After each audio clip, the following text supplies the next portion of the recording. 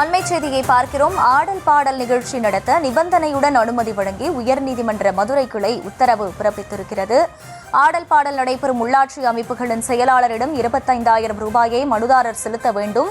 இந்த 25,000 கொண்டு அந்த கிராமத்தில் நீர்நிலைகளை தூர்வார வேண்டும் என நீதிபதி புகழேந்தி இந்த உத்தரவில் தெரிவித்திருக்கிறார். உயர்நீதிமன்ற மதுரை கிளைக்கு உட்பட்ட 14 மாவட்டங்களில் கோவில் திருவிழாவை முன்னிட்டு ஆடல் பாடல் நிகழ்ச்சிகள் நடத்த அனுமதி கோரி 7க்கும் மேற்பட்ட மனுக்கள் இன்று விசாரணைக்கு வந்தது. இந்த நிலையில் இந்த உத்தரவை உயர்நீதிமன்ற மதுரை கிளை அளித்திருக்கிறது. விவரங்களோடு இணைகிறார் செய்தியாளர் நாகேந்திரன். நாகேந்திரன், வணக்கம். இந்த விதிக்கப்பட்டிருக்கக்கூடிய நிபந்தனைகள் தொடர்பான முழு விவரங்கள்.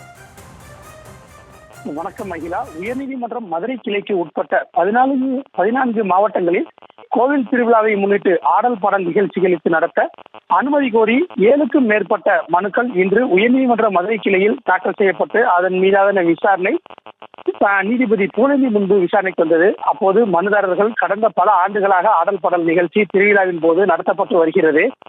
சட்டம் ஒழுங்கு பிரச்சனை உள்ளிட்ட காரணங்களை காட்டி அனுமதி மறுக்கின்றனர். அனுமதி வழங்க வேண்டும் என வாதிட்டனர். அதற்கு நீதிபதி பிறப்பித்த உத்தரவை பார்த்தோம் என்றால் சமூக ஊடக காலமாக இது உள்ளது. இந்த சூழலில் ஆடல் பாடல் கலை நிகழ்ச்சி நடத்த அனுமதி கோரி மனு தாக்கல் செய்து உள்ளீர்கள். இந்த ஆடல் பாடல் நிகழ்ச்சி நடத்த அதிக பணம் செலவு செய்யப்படுகிறது. எனவே ஆடல் பாடல் நிகழ்ச்சி நடத்த நிபந்தனையுடன் அனுமதி வழங்கப்படுகின்றது. மனுதாரர்கள் ஆடல் பாடல் நடைபெறும் அந்த உள்ளாட்சி அமைப்புகளின் செயலாளரிடம் ரூ. 25 லட்சம் அந்த மனுதாரர்கள் செலுத்த வேண்டும். இந்த 25,000 கொண்டு அந்த கிராமத்தில் நீர்நிலைகளை தூர்வார வேண்டும். இதனால் உங்கள் கிராமம் செழிப்பாக இருக்கும் என கூறி மனுக்களுக்கு அனுமதி வழங்கி நீதிபதி புகழேந்தி முக்கியமான ஒரு அந்த தீர்ப்பு ஒன்றினை வழங்கியிருக்கிறார். அகிலா,